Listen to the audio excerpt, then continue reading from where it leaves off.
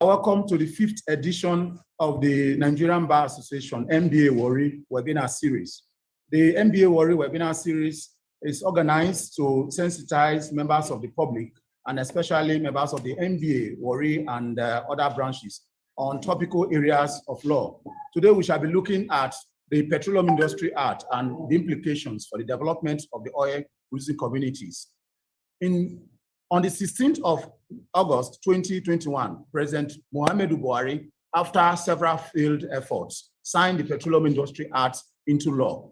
Part 3 of the Petroleum Industry Act is dedicated to the development of the oil-producing communities of Nigeria. Today, we have what I will refer to as an heavyweight panel to look at the implications of the Petroleum Industry Act on the development of the oil-producing communities. We have Professor Lawrence Asebua. Professor Lawrence Asebua is a distinguished professor of global energy law and environmental sustainability.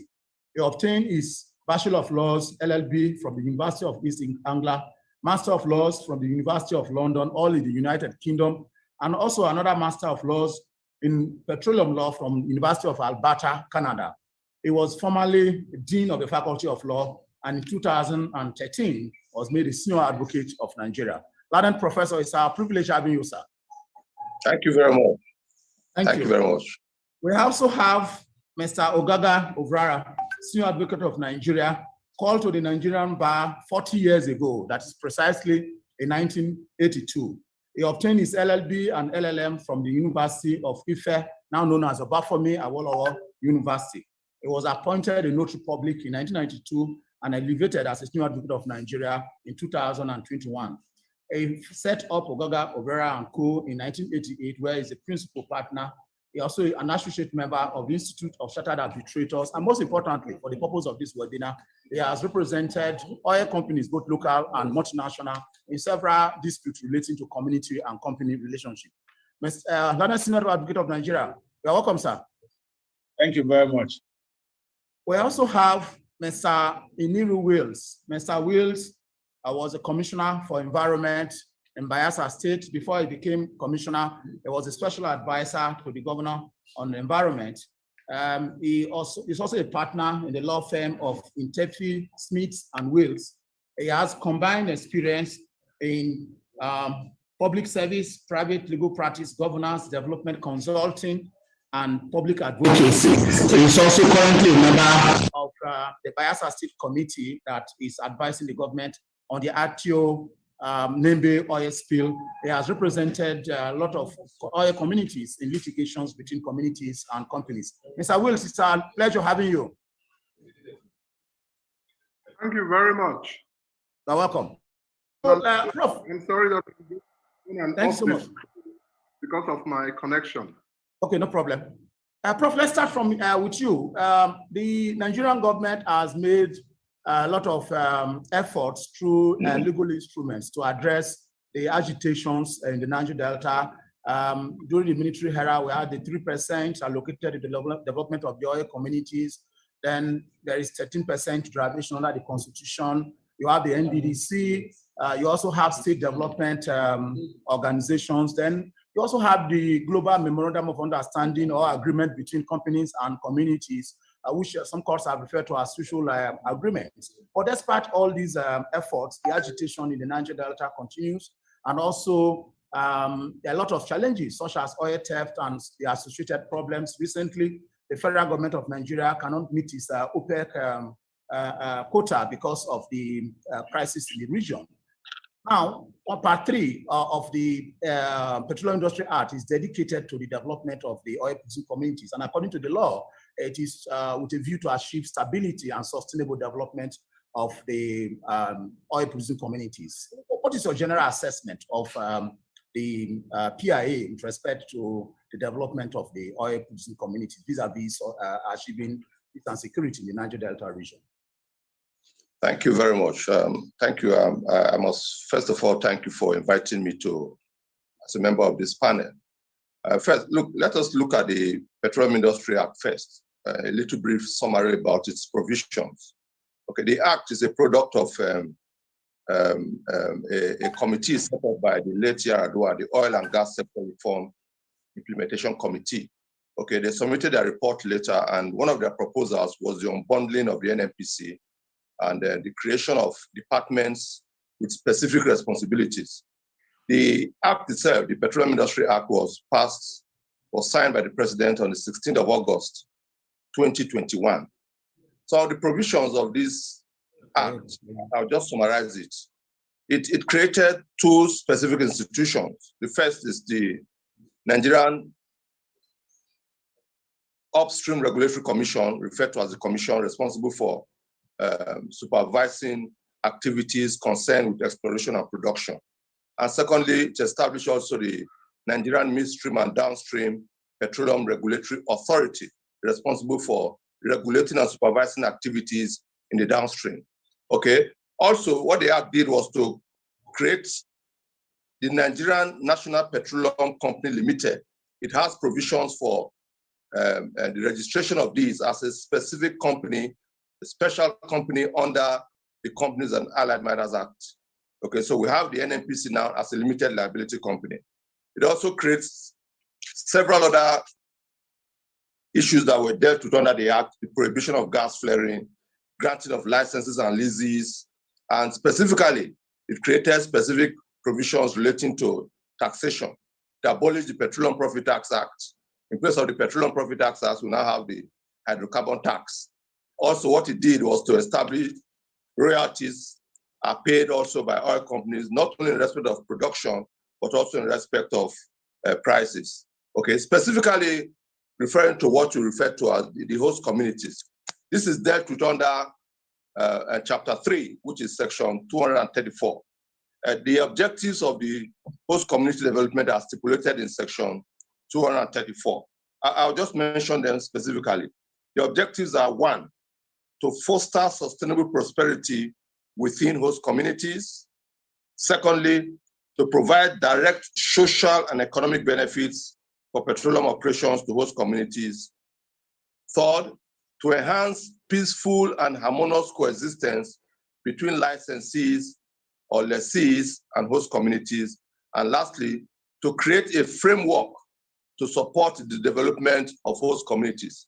So these are the objectives of the host community development, which you will find under Section 234, subsection 1 of the Petroleum Industry Act.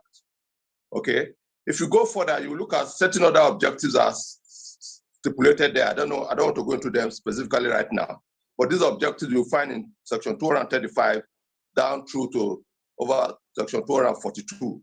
I'll leave that later on for us to discuss. If I go into specifics, if you look at Section 235, it provides for the incorporation of host communities development trusts. Section 235.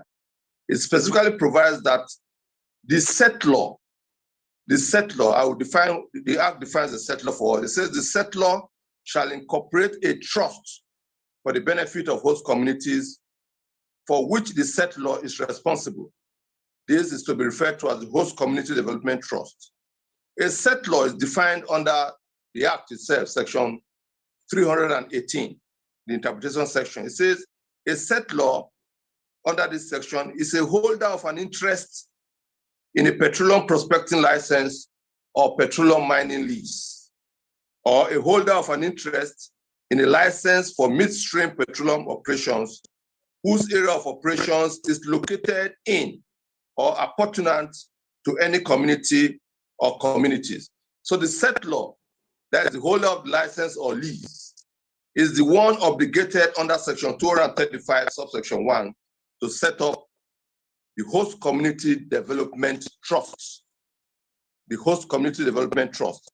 And the main objective of this trust is also specified.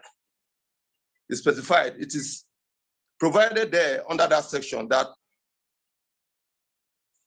the settlor, where there are more than one settlor, so for example, where you have a joint operating agreement and you have more than one company, one among settlors, where there's a collectivity of settlors operating under a joint operating agreement with respect to upstream petroleum operations, the operator appointed under the agreement shall be responsible for compliance with the provisions of this chapter. So for example, if you have the NNPC Shell joint venture, Shell is the operator of that joint venture.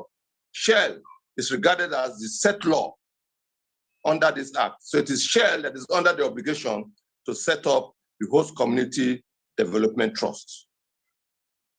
Okay, the settlor shall, for the purpose of setting up this trust, appoint and authorize the board of trustees. So the settlor also is to appoint and authorize a board of trustees. And this board of trustees shall apply to be registered under the Corporate Affairs Commission as a corporate body under the Companies and Allied Matters Act, as provided under this chapter, that is chapter 3. The name of the body corporate shall be registered by the Board of Trustees and shall contain the phrase Host Community Development Trust. So if I stop there for a little while, so the settlor is to establish the Host Community Development Trust. The settlor is to authorize and appoint a Board of Trustees, and the Board of Trustees should be registered under the Companies and Allied Matters Act. The commission, that is the upstream commission, or the authority, that is the midstream or downstream authority, as the case may be, shall make regulations on the administration, guide and safeguard the utilization of the trust fund. So if we are talking of upstream, the authority, the Nigerian Upstream Regulatory Authority, is responsible for making regulations for administering the trust fund. They also have the obligations as oversight responsibility for ensuring that projects proposed by the Board of Trustees are implemented. The settlor also, that is the holder of the license or lease, in my example, for example, Shell, shall undertake needs assessments. Needs assessments. And this assessment, once it is done, it will metamorphosize into a community development plan. So it is the settlor that should carry out the need assessment, which will later turn into the community development plan for the purpose of determining the projects to be undertaken by the host community development trust. The host community development trust shall be incorporated within 12 months from the effective date for existing oil mining leases. Within 12 months from the effective date for existing designated facilities. These ones are all illuminated in section 235, subsection 3 down. If I move further, it specifically provides that failure to incorporate a host community development trust under section 238 is a ground for the revocation of the license or lease. So if the settlor, in my example, Shell, refuses or neglects to register or incorporate host community development trust, it is a ground for the government acting either as the authority, the upstream authority, or the midstream and downstream authority can revoke the license held by Shell, the settlor. Furthermore, the sources of funding is very important.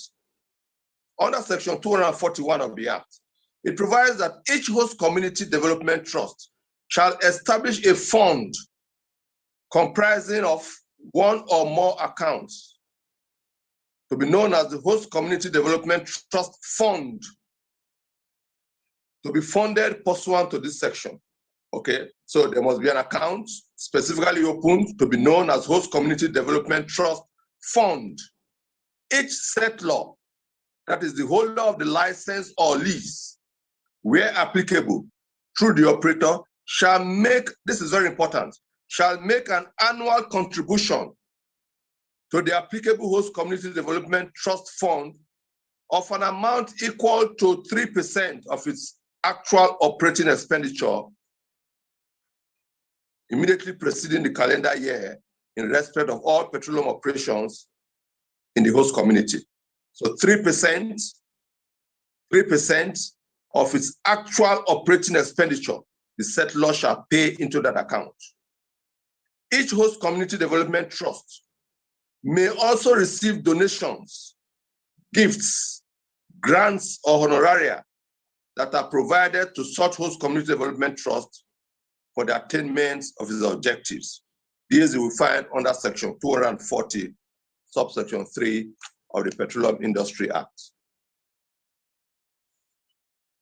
If you go further to section 242, subsection 1 of the Act, it specifically provides that the constitution of the host community development trust shall contain provisions requiring the board of trustees to be set up by the settler, who shall determine its membership.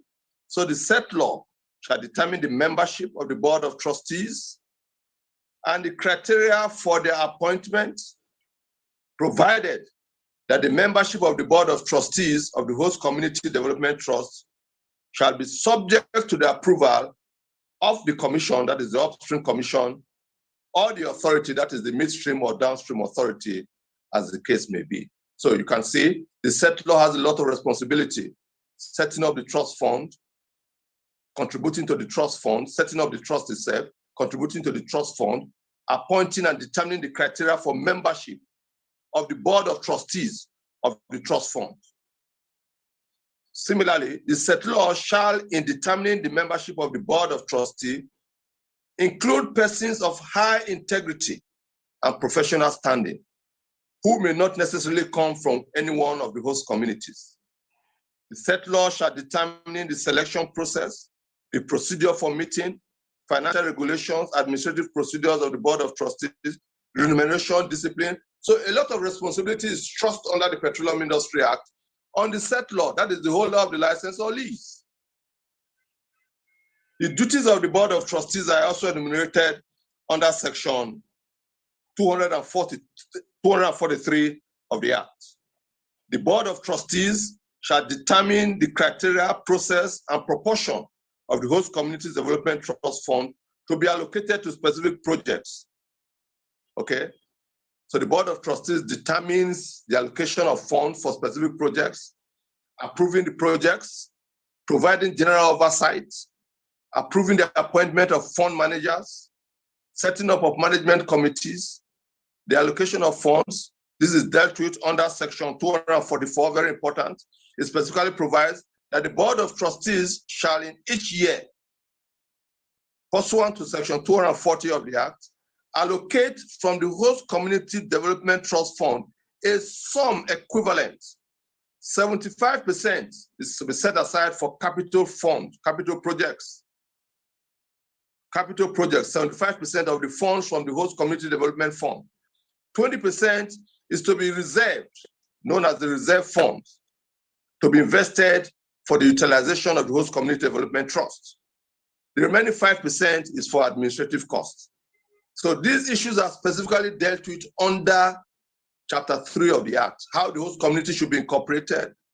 The fund, these are specifically provided for under the Act, specifically provided. The important point I want to point out here is that the settler, that is the holder of the license or lease, has enormous responsibilities under the Act. Enormous responsibility for setting up the trust fund, the appointment of members of board of trustees, determining the criteria, and the contribution to the host community development trust fund. Enormous responsibility is thrust upon the settler. There's also under section 245, the matrix for the distribution of trust funds are all set out there. The engagement of fund managers also dealt with under section 246 of the Act. These are specific areas and are very important. Similarly, you find also under section 247, it makes provisions for the host community development trust fund shall contain provisions requiring the board of trustees to set up a management committee. So the board of trustees are empowered under section 247 to set up a management committee for the host community development trust. The duties of the committee, the management committees, are stipulated under section 248. It includes preparing the budget for the host community development trust and submitting the budget to the board of trustees for approval. It also includes development and management of the contracting process for award of projects. Okay, so the board of trustees is like a supervisory body supervising the activities of the management committee. The board of trustees is required to set up a management committee. The day-to-day management of that trust fund is thrust upon the management committee.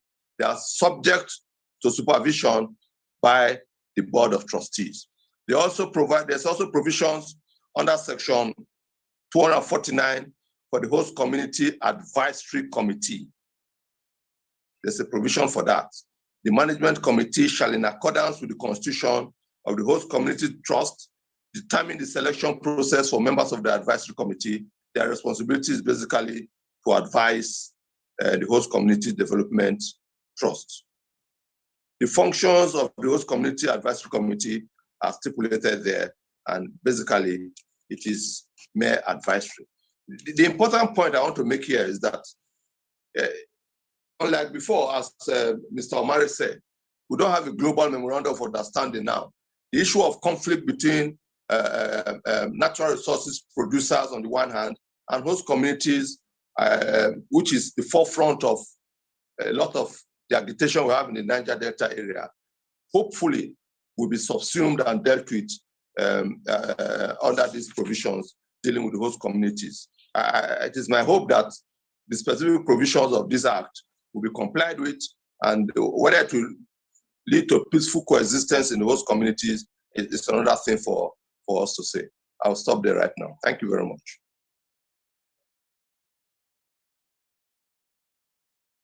Thank you so much, Prof. Thank you. We'll come back to you during the question and answer section. Thank you very much. Larasik, you have Yes. over the years represented companies, both multinational and local operators in Nigerian oil and gas industry. And recently, from experience, there have been a lot of litigations relating to the management of GMOU and some other relationship between communities and companies. From your experience and looking at the provisions of the PIA, do you think that the PIA is a solution to those problems? Thank you, Mr. Omari. First of all, I will adopt all that Prof has said as mine. I concur with his submissions and everything he has said. But I'm going to take a different route towards addressing the issue or the topic. First of all, I want to look at where are we coming from? And then vis-a-vis the PIA provisions. We had the GMOUs. These were, how do I put it now? Gentlemen kind of agreement between the oil industry or operators. Let me use the word operators then. The current word now, phrase to be used is settler, and the host communities. Now, host communities as defined under the GMOUs and the PIA virtually mean the same thing. That is, do you have a facility there? Are you operating there? Once you're operating there and you have facilities there, not in terms of just the oil on the ground, but maybe, how do I put it now? Tanks, pipelines, what they call Christmas trees or gathering points, or reserve, reserve tanks, and then for containing oil, crude oil, you automatically become a host community. Now, the GMOUs were a model that the oil industry fashioned out for themselves as part of their corporate social responsibility and in trying to alleviate the problems they've caused in some of these host communities. Now, one thing we have to get about the GMOU, which I believe the PIA has cured, is that the GMOUs are gentlemen agreements. They are not enforceable. If you go through most of the GMOUs, by whatever names are called, there's always a clause that these are not enforceable, and the only way of enforcing them is by through negotiations, through arbitrations, through conciliation, and that is it. And then, fortunately, we have some court cases or decisions where the courts have held that GMOUs are just gentlemen agreements that cannot be enforced in law. But there's a catch to it. If you go by way of arbitration,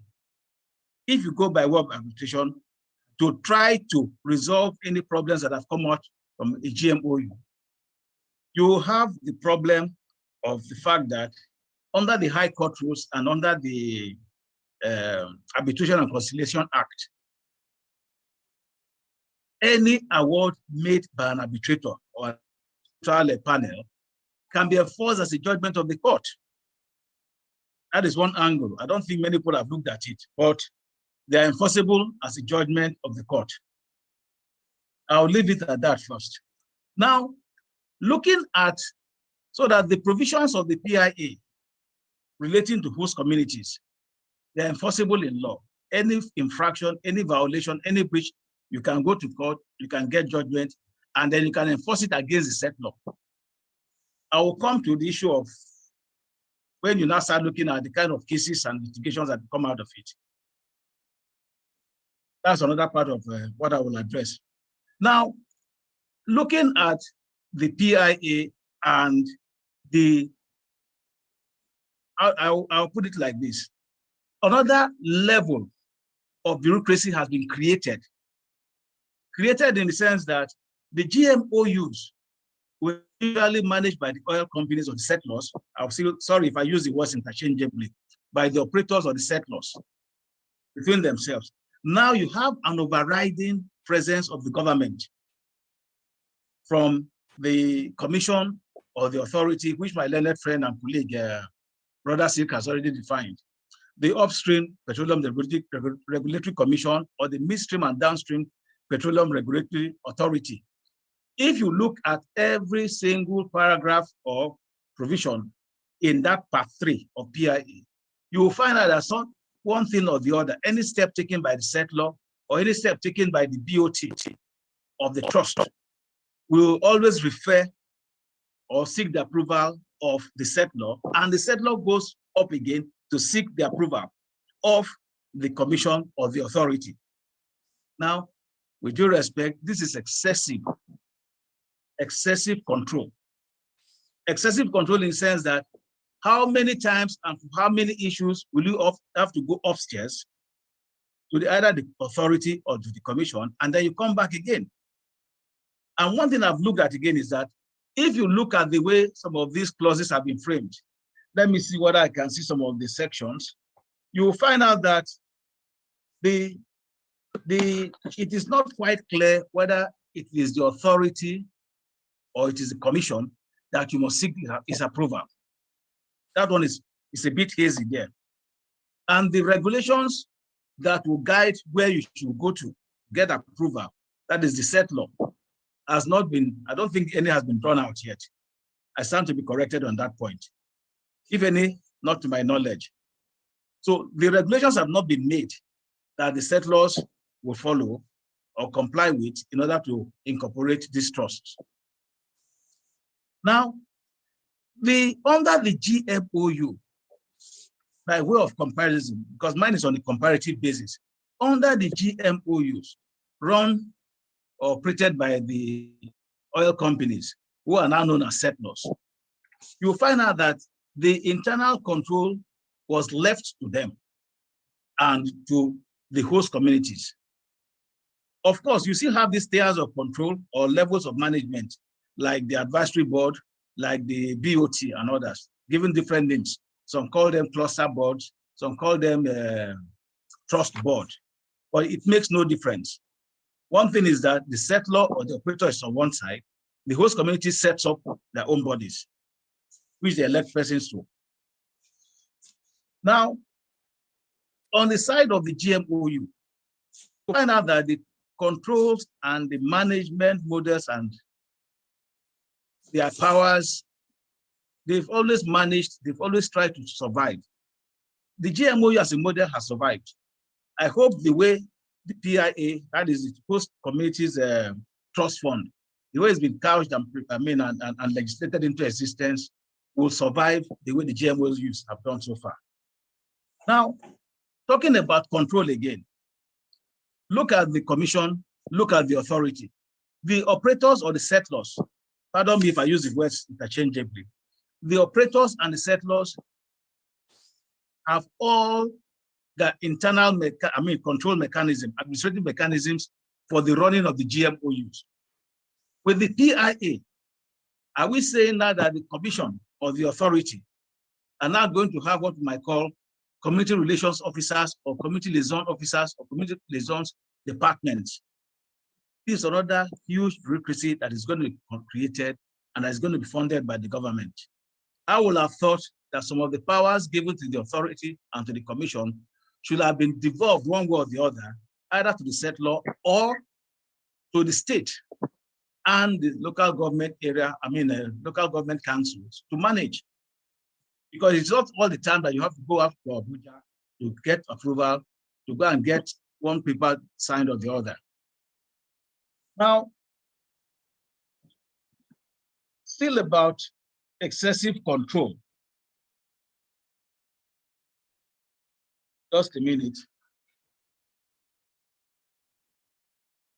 This is still about excessive control. My learned prof and brother Silk has already said it. You incorporate a trust in accordance with the provisions of CAMA. You have to go to CAC, register. Now, CAMA and CAC, they have their own compliance mechanism too. That is another ball game, completely different ball game that the trusts under the PIA will have to comply with. So you have a lot of compliance issues. Comply with CAMA, comply with CIA, and then comply with either the commission or the authority under chapter 3. And then you have the issue of auditing, annual reports, financial statements. Don't forget that when you are going to submit your compliance, when you are going to comply with regulations under CAMA and CAC, you have to now start doing auditing of reports and then getting auditors and others to do that. And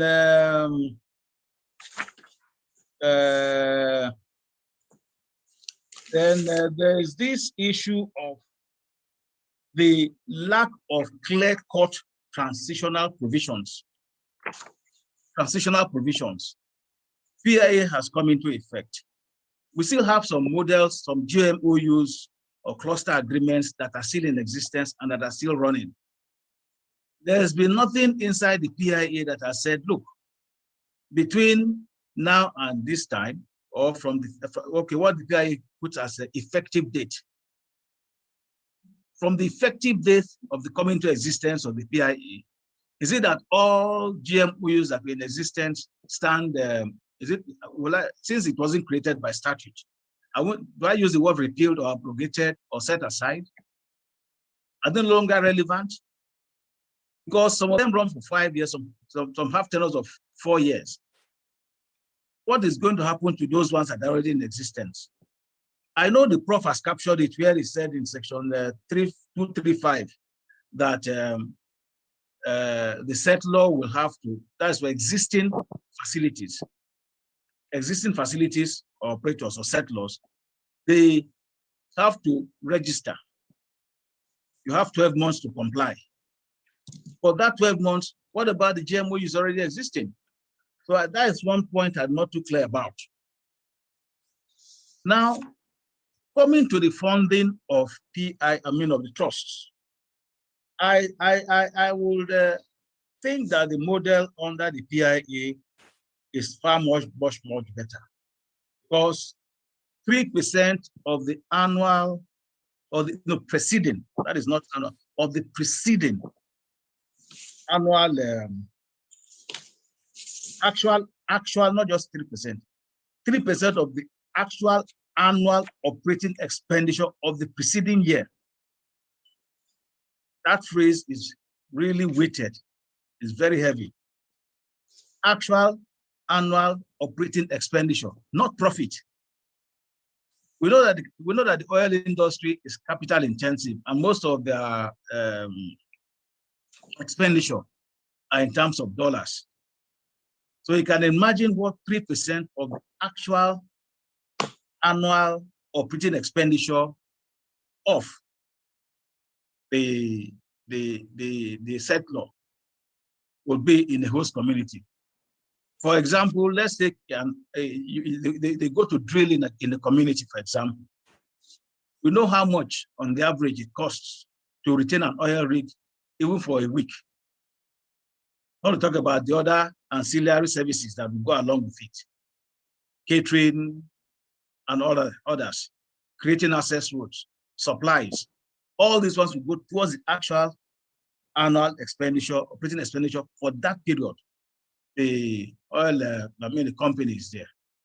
But one gap, again, as to the issue of funding, I have gone through the PIA, and I don't think I saw it in chapter 3. It is how do you get the actual annual operating expenditure of the preceding year of the settlor in the host community. And then you find out that there are some problems when you now start trying to say, okay, fine. Prof said it. You have a collective of host communities, not just one. 3, 4, 5 different communities, all, let me divert a bit.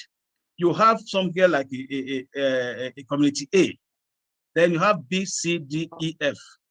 All of them have oil wells, but these oil wells are piped towards community A, where you have the wellhead or whatever they call it, where they gather the well and then they now start putting them into tanks and others, or maybe from there they now start pumping into the main pipeline for evacuation to another collection point.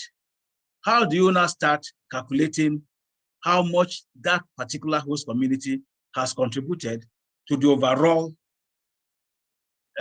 host community? I hope we're clear about that point.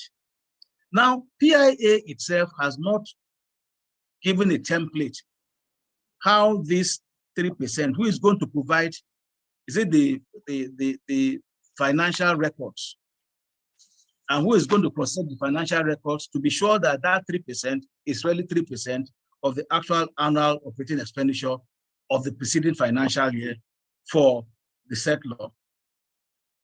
Now, I have looked at the issue of 3% vis-a-vis what is presently obtaining under the GMOUs. Under the GMOUs, you find out that the settlor will always allocate an amount. Maybe let's take an example, maybe 300 million naira for a collective of host communities. This is your funding for this year. Of course, they will always break them into quarters. So every 4 months, they get 125 million naira to fund whatever projects and activities they want in their area. Now, when you compare 300 million to 3% of actual operating expenditure for the preceding year, I think that sometimes, just sometimes, the 3% as legislated, as stated in the PIA, is a huge sum of money. But again, you find out that the vagaries, the ups and downs in the oil industry also affects the expenditure, also affects the operation. In the GMOUs, you find out that it is certain for the next 5 years, you get 300 million every year, 300 million every year. But when you come under the PIA and its funding mechanism, you find out that the year they don't operate too well, that 3% might become a bit disappointing. That 3% might become a bit disappointing. So I really do not, I might throw in my lot with the 3% in the PIA for the funding of trust funds as against GMOU. But again, too, it's not a bad idea to have maybe for 5 years. You are sure that every year, come rain, come shine, you have 300 million coming from the settlor. Now, the trust funds, or the trust itself, let me not call it trust fund, the trust itself has some inherent problems that, whether we like it or not, will be a carryover from the GMOUs. My learned Silk and Prof has said it out. He set out the provisions of the PIA, so I don't want to go into them. The BOT, the settlor sets up the BOT, incorporates and then sets up the BOT. The members of the BOT should be Nigerians of integrity and high standing. They did not be members of the community. So if they're members of the community, fine. The members of the management committee too should be members of the host community, but choosing in such a way that from each of the collective communities, you have a representative in the management committee. Again, the advisory committee too, if you look at it, it is couched in such a way that from each of them, from each of these host communities, you must bring a member. We have seen these problems with GMOUs, and that is a problem that is going to come out under this host communities trust. Get it very clear. When it comes to the time for say, okay, one, bring somebody from your community. The issue now comes up with the first problem that will come up is which quarters or is it quarters or village or family that will propose somebody. Even when it's been narrowed down to okay, this quarter or this village or this family, you now have the problem of which branch of the family. I hope you're following me. You have court cases that will tie down the operations of the trust. That is one issue. And then I have found out that the tenure of the membership of the trust is rather too long.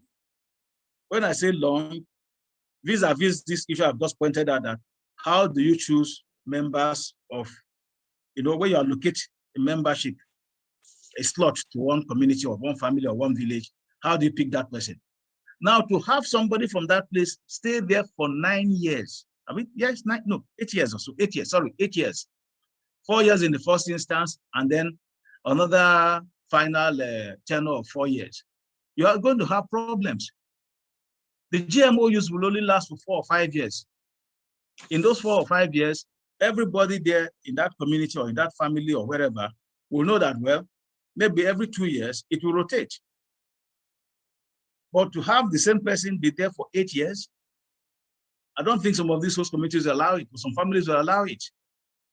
So there's a need to tinker or amend that provision in such a way that maybe every 2 years, you might lose expertise, you might lose experience, but at that level, at that ground level, it is better to rotate them quicker and turn them around so that each community, each host, let me put it, each host, village or quarter or family, have a taste of what it is.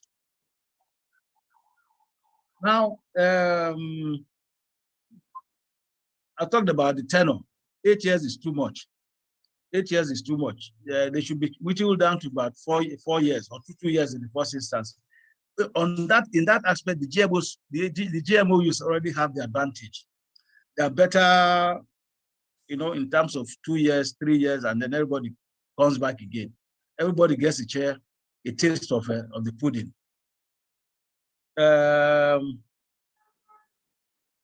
Just a minute.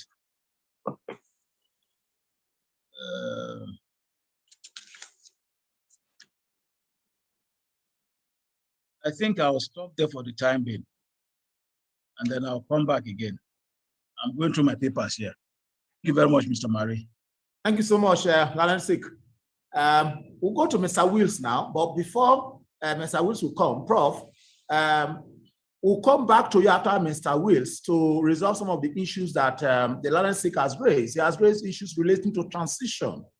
Section 316, this with the transition, the adequacy of the transitional provision. He has raised issues with regard to it, Section 316. We'll come back to you to give us more guide on that. And also the question of who is to contribute. Is it the upstream operator, or both downstream and midstream operators are also required to contribute? You also raised that issue.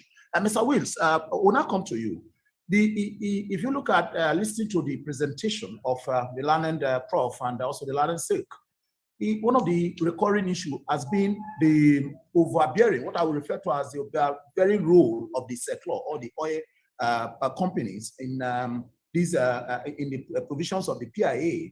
As somebody who has being in government, protecting the interests of communities, trying to manage community-company relationship, and also having been on the side of communities litigating with companies over the years. Do you think that that poses a challenge to the management of a community-company relationship under the PIA? Thank you very much, Eric. And thank you for the honor of being invited to this program too. First, let me also adopt what Prof and the Learned Silk have already contributed. Very illuminating. So I align myself with virtually everything that they have said. And I'm not going to get bogged down in any details.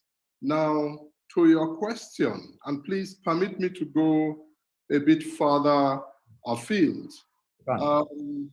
First, we've got to acknowledge that coming from the premise of the maxim that everything has its pros and cons, everything has its benefits and its disadvantages.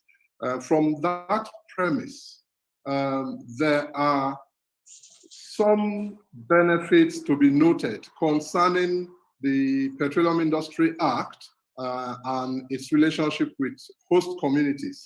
This is the first time, as has been pointed out by Learned Silk, that we are having statutory recognition of host communities in the scheme of things.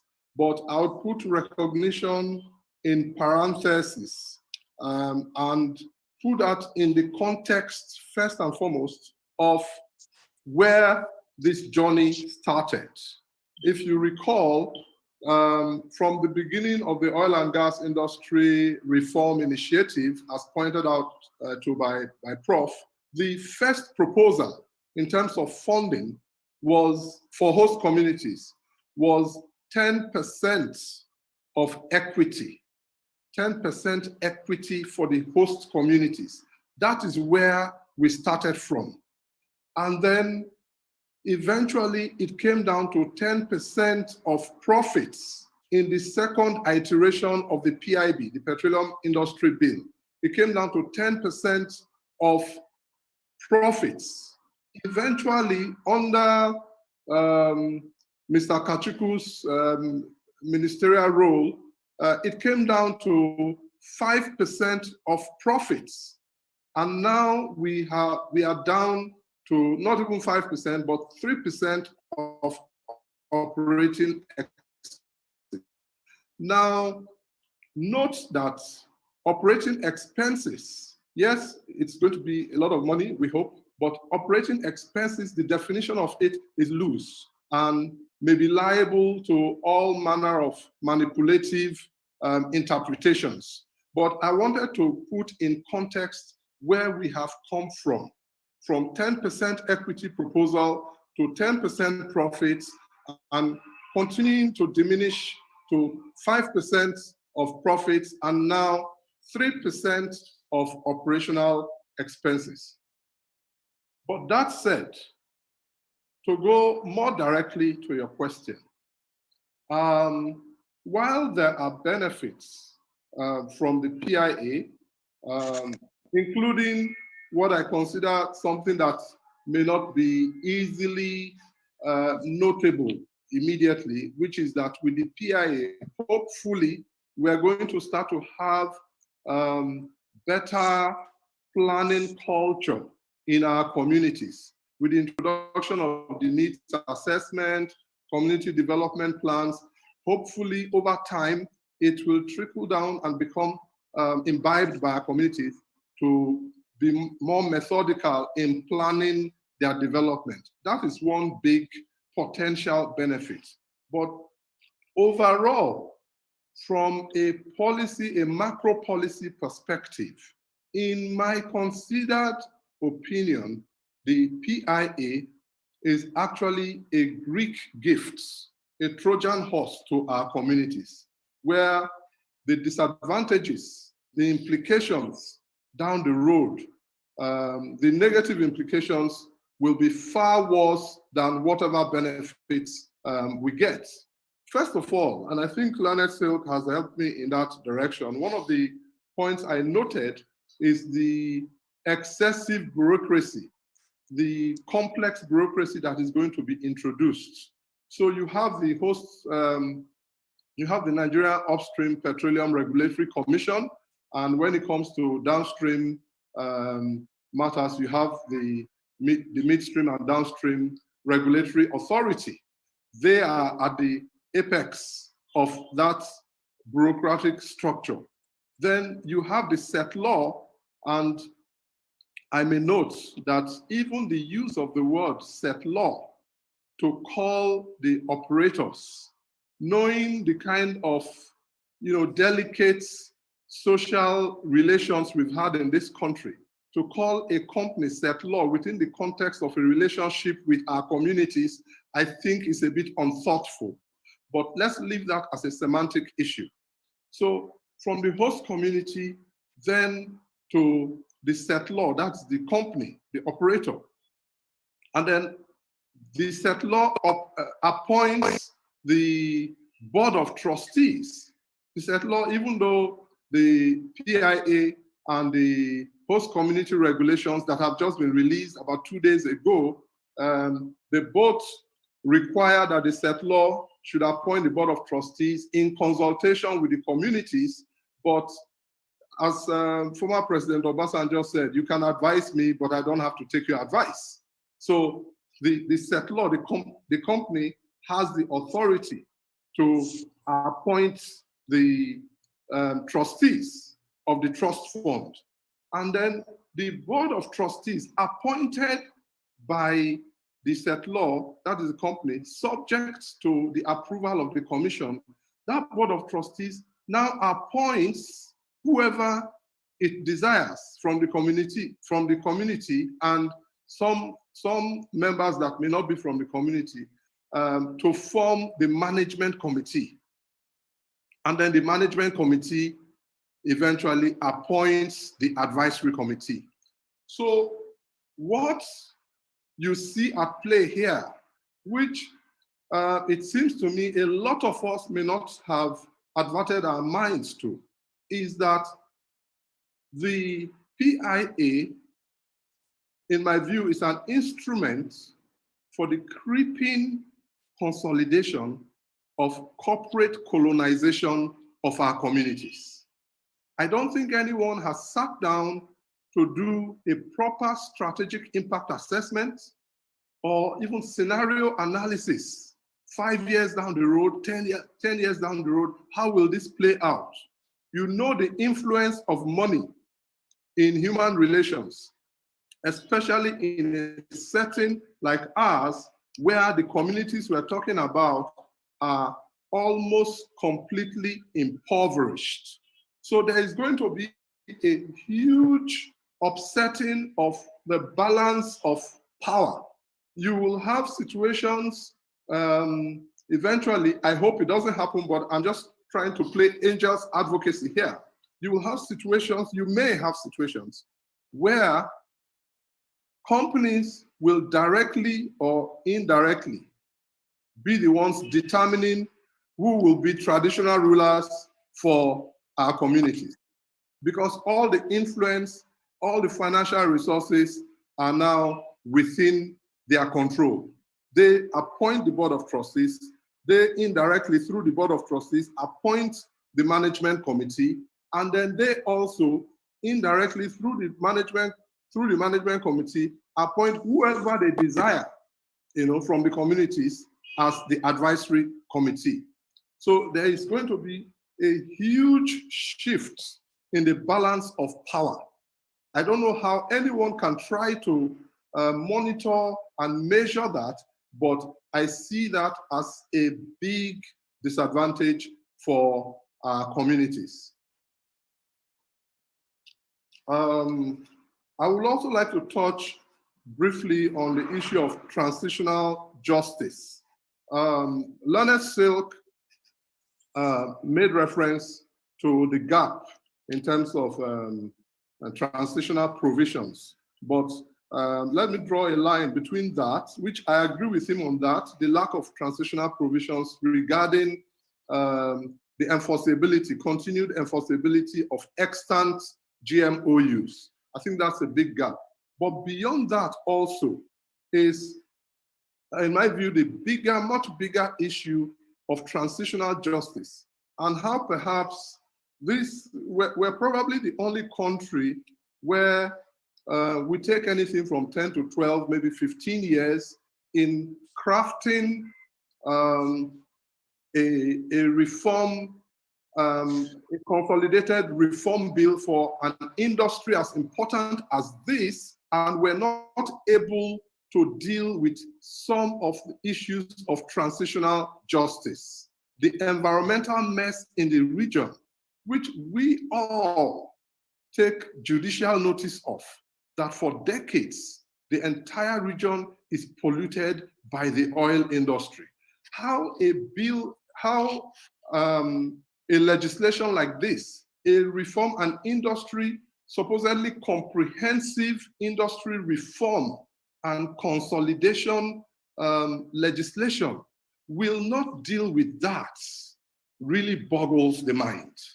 Because even making reference to some of our fairly recent economic reform legislation for various sectors, for example, the power sector, you see that there are liability management issues addressed in the various economic reform legislation we've had, whether it's power sector, telecom sector, and so on, so that the loose ends, and in this case, it's not even loose ends, it's a huge, humongous problem that we've had for decades. But the loose ends in those sectors are bundled together and treated specially so that new operators, new institutions created can just look forward and proceed.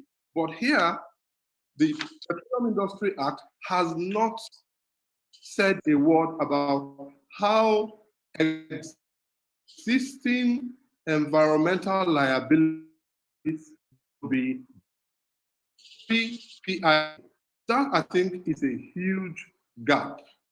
And finally, for the moment, there's also the issue of decommissioning. And this perhaps forms part of the larger issue of existing environmental liabilities. But it's important to also isolate it because there are several facilities and sites that have been abandoned in very pathetic circumstances, in very unprofessional ways, not in line with global best practice. Some of them, and I'll give you one or two specific examples. The Santa Barbara blowout that happened in Bayelsa State, in the Nembe area, last year, that went on for about 38 days.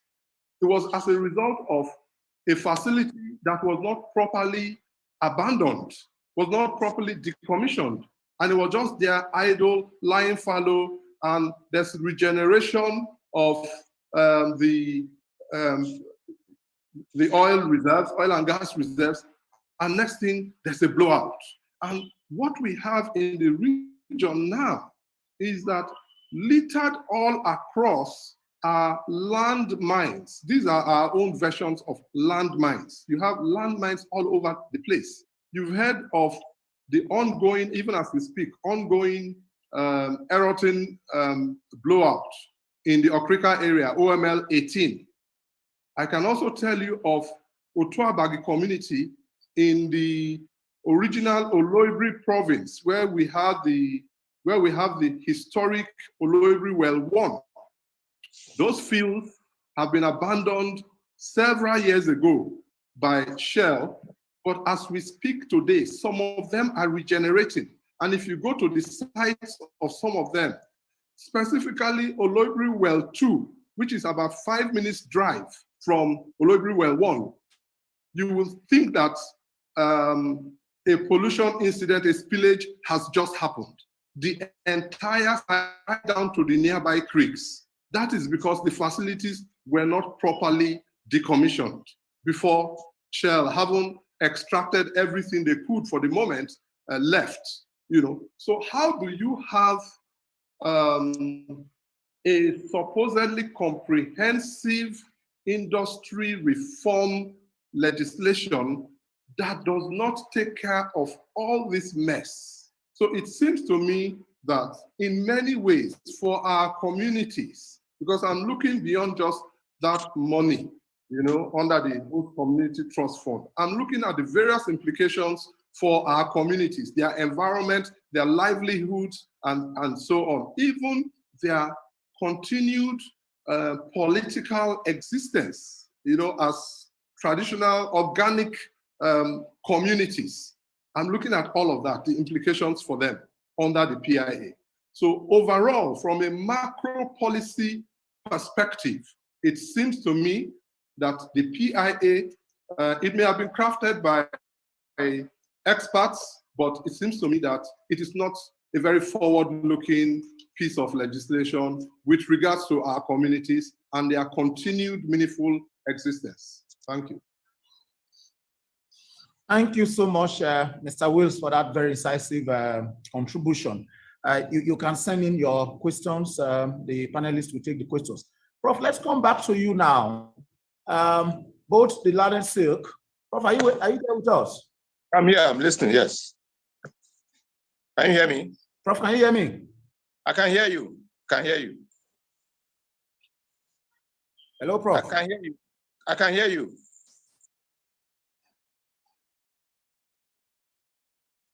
Hello. Okay, thank you. I can hear you. Okay, thank you so much. Both the Land and Silk, your brother Silk, and Mr. Wills have emphasized the issue of transition. For example, the Land and Silk talk about the existing MOUs, what will happen to them under the PIA dispensation. And then Mr. Wills talks about the issues of environmental justice in the host communities. Do you think that the provisions of the PIA, such as Section 31A6 and the provision relating to the gas flare fund that is now to be directed towards development of the host communities or environmental remediations are adequate to address these concerns? Okay, thank you, Mr. Omari. I agree with what my learned brother Silk has said in certain respects. I agree with him, for example, that the GMOUs are unenforceable, are probably gentlemen agreements. And also, I agree with what the last speaker said, and my learned brother Silk, that the level of bureaucracy created by the PIA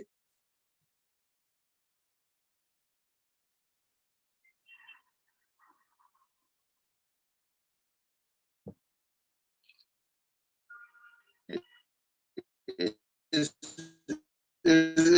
excessive. For example, they mentioned the issue of law, the board of anarchy is very excessive. On the issue of the act, I'll just read it. It says, every settler shall transfer any existing host community development project or scheme under its corporate social responsibility or memorandum of understanding or any other agreement to a host community development trust established under host community. So there's a transition provision here. What this section is telling us that if there's an MOU already existing between the settler, the operator, and the communities, the settlers should transfer such agreements, scheme, or projects to the host community development trust. So the issue of transition is dealt with under Section 316. Other issues are dealt with under Section 2 of no relevance to us here. I want to add, I agree with what the last speaker said, that the PIA Act is, I want to quote him verbatim. He said that the Petroleum Industry Act is an instrument of corporate colonization of our communities. It creates a dubious bureaucracy. You know, these are communities that have been neglected for centuries, and, to create this bureaucracy and subject them to the whims and caprices of the authority or commission and the settler, it's not fair. My take here is that, you see, in respect of the host communities development trust, or the section chapter 3, Chapter 3 only deals with projects, specifically projects. The settler is to carry out a need assessment, which is to be regarded as a community development plan, and it has to be implemented. I think we should have gone beyond specifying just projects. I would have thought that the communities themselves should sit down with the operators, the holders of the licenses and leases, and enter into what is often referred to as a community-based agreement or an impact-based agreement between the host communities and the settlers. Let us leave this bureaucracy that is being created under Chapter 3 of the PIA. Let the communities themselves even go beyond the GMOU. There should be agreement, and the agreement should be exhaustive, dealing with issues, as the last speaker has said, issues of environmental degradation, issues of decommissioning, which is also dealt with a little bit under the PIA Act, under Section 232. But it should go beyond just thinking of projects, as if it is only projects that the communities are interested in. The interest of the community goes beyond projects. A community or impact-based agreement will take care of the needs of these communities, their livelihood, as the last speaker said, their environment, restoration of damaged environments, damage over the years. We should go beyond that.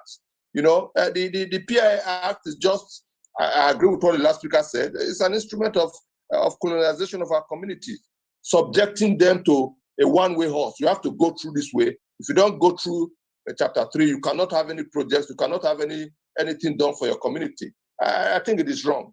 You know, the communities have been pigeonholed under Chapter 3. Thank you. Thank you so much. Prof, if the follow-up question is the question of determination of the 3% created by Section 240. One of our participants has asked the question, how will the community, for example, to Jeremy community, be able to determine 3% of operational costs by the settler in that community, having regard to the fact that all the records are with the community, or with the company, the community plays no role in the management of the companies? Thank you. My learned brother actually mentioned this, the issue of determining the 3%. Who determines the 3% of actual annual operating expenditure? Who determines it? It's the settler. The settler determines what they sell. They determine the annual expenditure. They determine what is 3%. My learned brother mentioned this. I think there should be an independent audit firm to determine the 3% actual annual expenditure of the settler, not the settler themselves determining it. There should be an independent body, an auditing and accounting firm to determine what that 3% is. I also agree with what the last speaker said. The 3% is grossly inadequate. Initially, it was 10%. Now you are at 3%. Grossly inadequate. It cannot even deal with the issue of restoration of the environment damaged by the activities of the settler.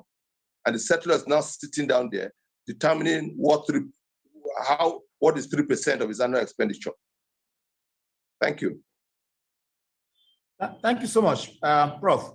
Mr. Delanesik, please let's come back to you again. If you look at the provisions of the PIA, one of the questions that they have raised here is, for example, you have upstream, you have also the downstream and midstream operator. By Section 240, subsection 2, it refers to a contribution of 3% operational cost by the upstream operator.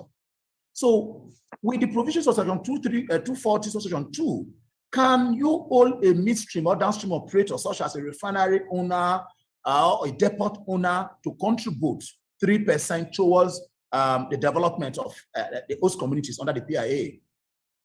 I thank you very much for that. But it was something that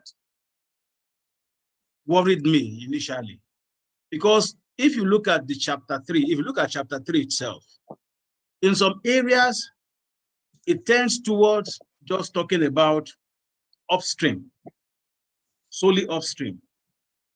I don't know whether I can find it now and read it.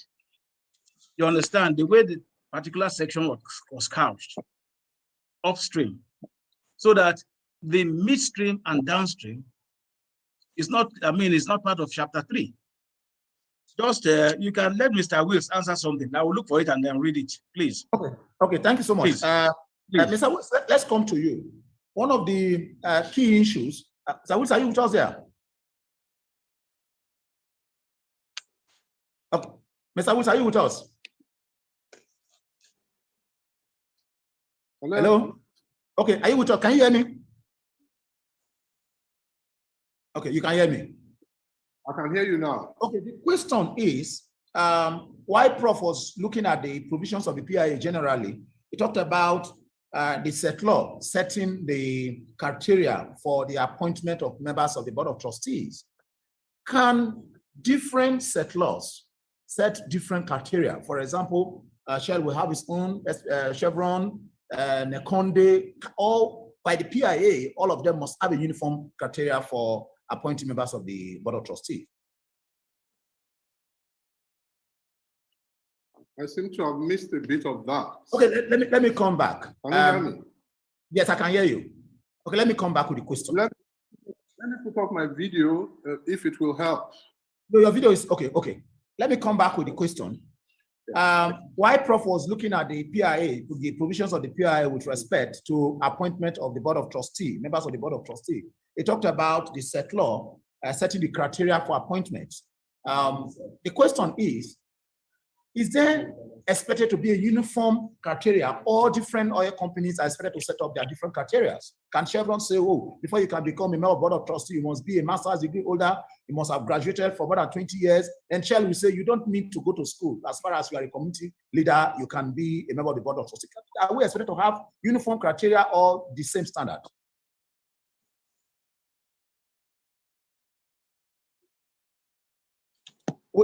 We seem to have lost Mr. Woods. Prof, can you help us in this respect? Yes. Let me help you. If you look at section 235, can you hear me? Yeah, I can hear you, Prof. I can hear you. Section 235, subsection 2. It says where you have a joint operating agreement, where you have more than one set law.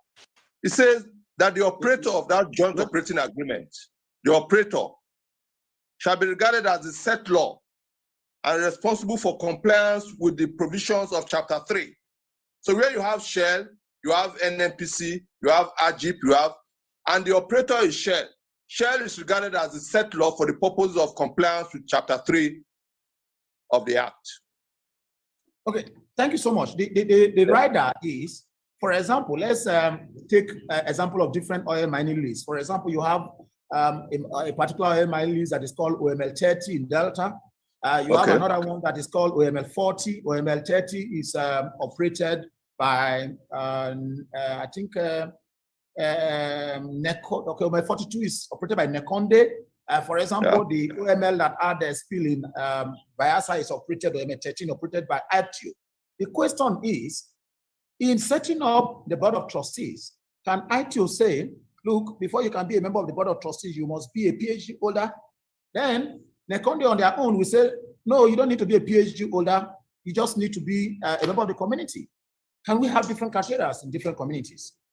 Yes, let's take it this way. If you have OML 30, okay, you have several companies under. For example, let's take it OML 30. Shell is the operator. And OML 30, we know that Shell is the operator. Shell has a percentage. But there's a joint operating agreement in respect of OML 30. The companies there could be Shell, NNPC, AGIP, and ELF. So you have 4 companies there operating that joint venture. But the operator under that joint venture is Shell. The Act is telling us in section 235, subsection 2, that for the purpose of compliance with Chapter 3, it is Shell that will appoint the Board of Trustees. Shell is regarded as the operator of that OML. So it is Shell that should appoint the Board of Trustees. Are you following? Yeah, yes, I am. Yes, so we are talking in respect of an oil mining lease, a specific oil mining lease. If it is different oil mining lease, you have operators of that oil mining lease. The operator there of that oil mining lease in that joint operating agreement is regarded as a set law. I hope I'm clear on that. Yeah, that's very clear. Yes. Before I go to Mr. Wills, There is a follow-up question with respect to transition, section 316. The question is pending litigations, assuming that there is a pending case against a particular GMOU by Shell or Chevron or any of the companies. And by section 316, the trust created is to inherit the GMOU. Will that include pending cases in the name of the GMOUs? So are you with us? Oh, it's for me? Yeah, the question, the question is yes. Let me answer it. Okay. Let me answer it. It crossed my mind that when chapter 3 comes into full effect, you will have to have virtually everybody named in chapter 3 as an adversary, as a defendant, if you are suing. And by which I mean the settlor, the incorporated trustees, management trustee, the management committee, and sometimes the advisory committee. And then you will now have to add either the commission or the authority. Now, if you talk about existing litigation and how they will transit under section 316 of PIA, you will now have the problem of, do you now start applying to join them?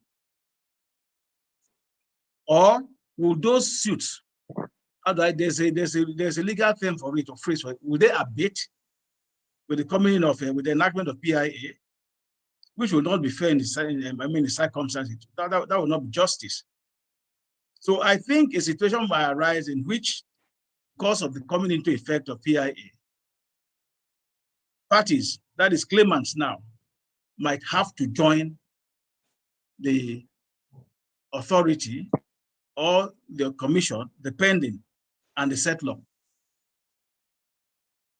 Pending when the trustees, the BOT or the incorporated trustees are registered with undercover by CAC. That is the only way to look at it. Because if you don't join them, how will you enjoy the fruits of your judgment? And in other words, again, it means that all the parties, the necessary parties for the effective determination of any issue that will have arisen under the GMOU, which has not been transferred to the trust, will not have been determined. That's the way I see it. Okay, thank you so much. Mr. Wills, are you with us? Okay. Yes. The PIA talked about both onshore and offshore. Yeah. A settlor is expected to set up an host community development trust for both onshore and offshore communities. My question is, if you have a settlor that has both onshore and offshore operations, can a settlor set up one trust for both offshore and onshore operations, going by the provisions of the PIA? Is the question for me? So for Mr. Wills. Okay. It's for me, but I will not mind if Prof supports me after I've had a bite. Okay. Yes. So my answer would be that it depends on whether the onshore and offshore operations are within one block, under one license, or if they're under separate licenses. It seems to me that under the PIA, for each community, for each host community, you will have a distinct host community trust fund. Now, if the same community, for example, Polobubo community, is a host community in respect of onshore operations, but also of offshore operations by the same company, then I would imagine that it's the company only needs to set up one host community trust fund to cover that particular community. Let me just say something. Yes. Mr. Wills.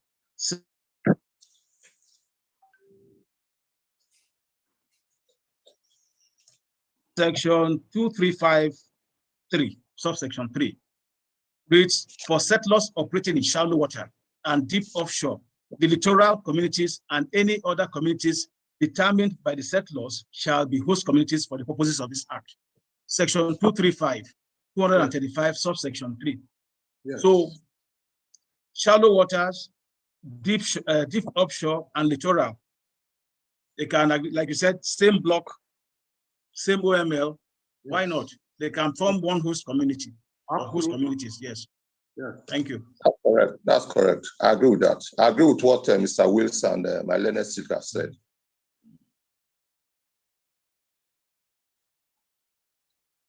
Can you hear me? Mr. Murray. Prof, can hear you. Okay, I said I agree with what Mr. Wills has said. If you have a settler dealing with one specific community in respect of offshore, onshore, and shallow waters, of course, there should be one host community development trust fund. For them. Yes, for them, yes.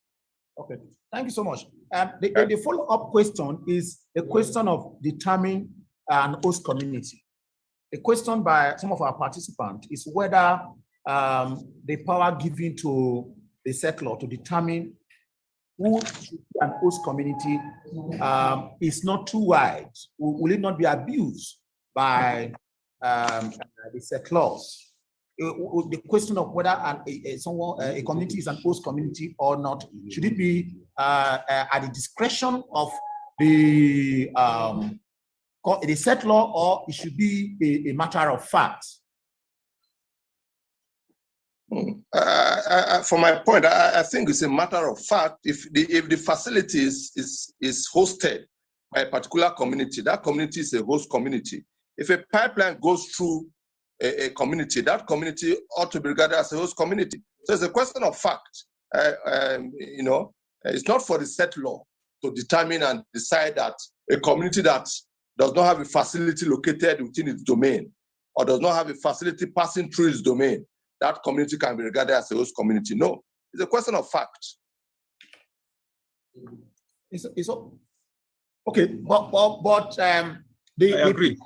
The PIA in a part of the provision, I'm not sure, it's not handy now. I know that says host community shall be determined by the settler. In other words, the settler is to determine who is an host community or is not an host community. So in such a situation, assuming that an oil facility passes through a community and a settler comes to say, look, you are not an host community because we don't recognize you.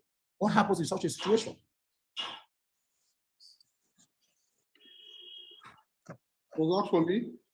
Yes, Mr. Will. Oh, okay. Sorry, I'm experiencing network difficulties, but I'll make an attempt.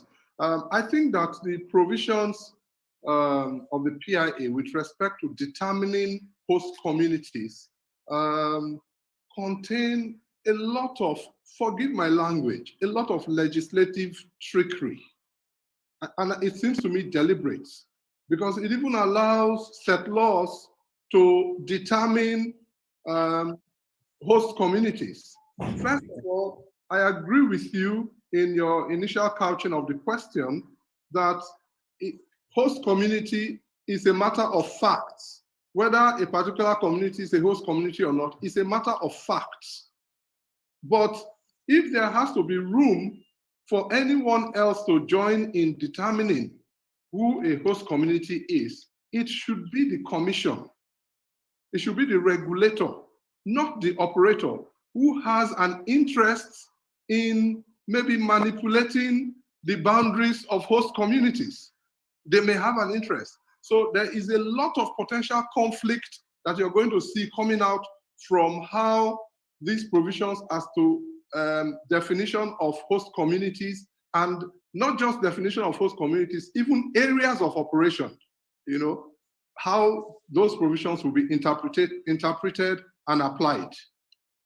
Okay, the follow-up question is it. Can I say something? Okay, Professor.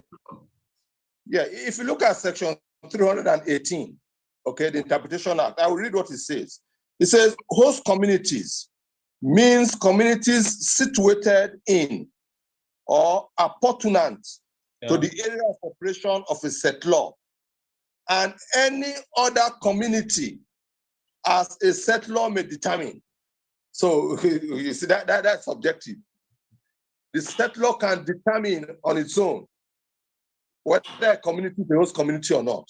Apart from whether there's a facility there or there's no facility there, it's telling us now that the settler can determine, may determine for the purposes of the PIA what a host community is. Okay, thank you so much. Prof, I think you just take this follow-up question. The follow-up question is this. By the provisions of the PIA, the members of the Board of Trustees are to be constituted by the settler, but subject to approval by the regulator. Yes. This is Nigeria. From our practical experience, can the regulatory agency alter the list as submitted to it by the settler?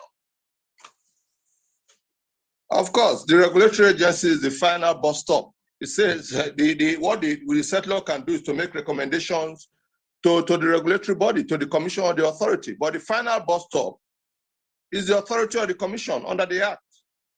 I'll just really say, provided that the membership of the Board of Trustees of the Host Community Development Trust shall be subject to the approval of the commission or the authority, as the case may be. So the final bus stop regarding membership of the Board of Trustees is the commission or the authority, as the case may be. It is not the settler. The settler just makes recommendation to the commission or the authority, and they have to approve. Thank you. Mr. Wills, you have been a commissioner, you have been in the political space and advocacy for years. From your own experience, does that not constitute a potential danger, a situation whereby a community and the settler agrees on the particular list of people as the Board of Trustees? The list gets to the regulatory agency, of course, whose membership is appointed by political actors, and the political actors decide to put their members instead of those agreed between the settler and the communities. Mr. Wills, does that not constitute a potential danger? There's a shorthand answer for that, which is yes, it does. It obviously does, but that is not the only factor that constitutes a danger or avenue for conflict. The fact that the settler, the operator, has powers under the Act and even under the regulations to determine who a host community is, even if the communities who know themselves to be host communities do not agree, then it means that even the companies, the settlers, can stoke conflicts, boundary conflicts even. Before we then go to the level of the commission exercising its powers under the Act to approve or not approve. But I guess where there's such a conflict, then the matter would have to end up in court for the court to give its final, to adjudicate on it. Okay, thank you so much.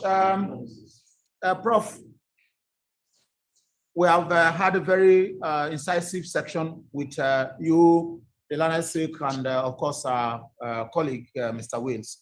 Can we have your closing remarks, Prof? Thank you, Mr. Omari. The Petroleum Industry Act is not exhaustive in respect of issues dealing with host communities. As I said initially, I think that other issues ought to have been dealt with under the PIA. For example, issues of environmental degradation of host communities, issues of decommissioning, although dealt with under the PIA. I believe that community-based agreements or impact-based agreements will have been better off to deal with the issues facing host communities, where members of the host communities should be regarded as stakeholders participating in decision-making processes affecting their communities, not forcing host communities to comply with the provisions of the PIA Act, and as Mr. Will said, an instrument of corporate colonization of our communities. Thank you very much. Thank you so much. Delana Sik, can we have your closing remarks?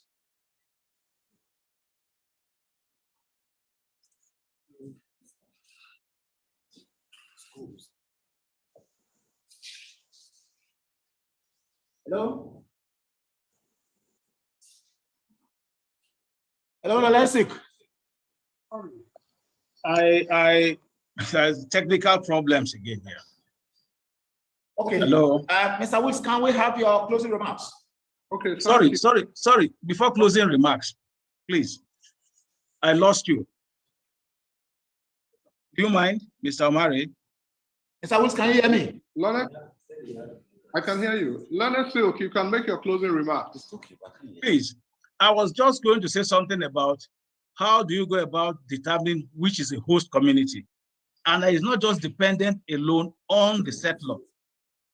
If you go through section 316, that's the definition section, 318, sorry, interpretation section of the PIA, you will find out that in various facilities have been defined specifically. My contention or my submission is this: all you need to look at is, has a pipeline passed through my place? And then you look for the definition of the pipeline in the PIA as interpreted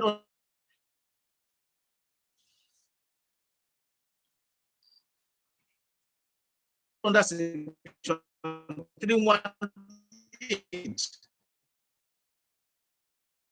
So even if it's a square, even if it's a meter land that passes through your community, opposite of that pipeline, because section, so you choose the one you wish to use to define yourself as a host community. Am I clear? Yeah, clear. We can hear you. You can hear me. So that is my take on that, and that's my closing remarks. Thank you so much. Mr. Wills, can we have your closing remarks? Okay, thank you.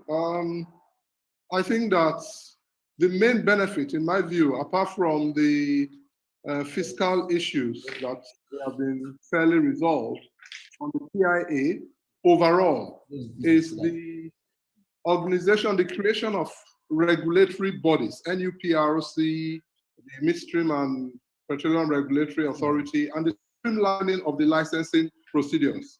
But when it comes to host communities and environmental and allied issues, I believe that there are fundamental gaps in the PIA, and these would require a major amendment initiative. Now, I give one example concerning environmental regulation. There is no room for independent environmental regulation and enforcement of the industry.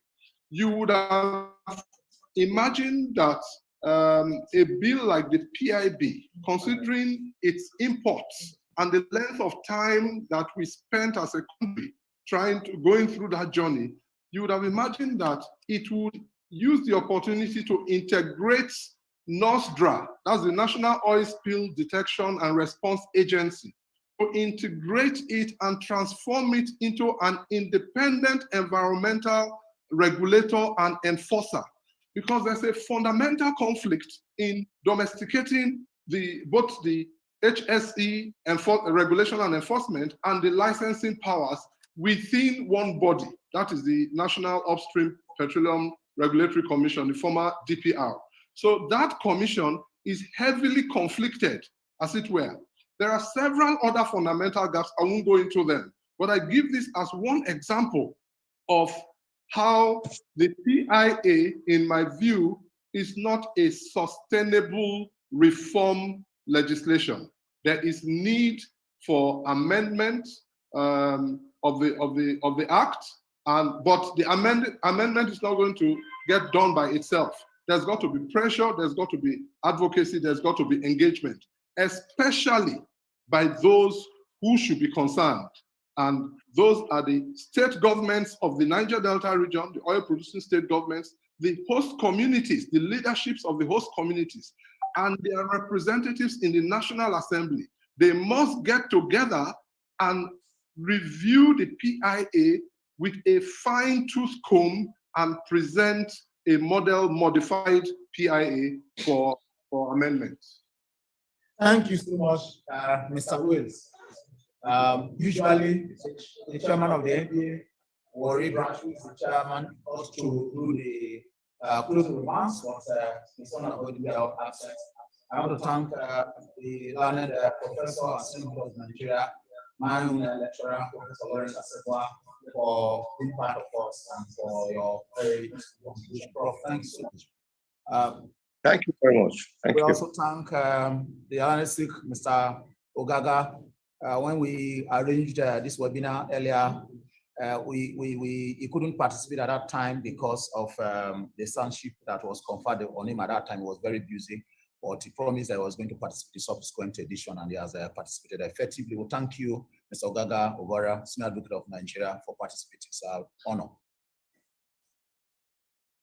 We also thank Mr. Wills from Port Harcourt, a former Commissioner for Environment, Bayelsa State. It's our honor having you. You brought your wealth of experience to bear, and we look forward to our next edition of the NBA Worry. Thank you very much. Thank you for participating, and God bless you. Thank you very much. Bye-bye. Bye-bye. Thank you so much. Thank you very much. Bye-bye. Bye.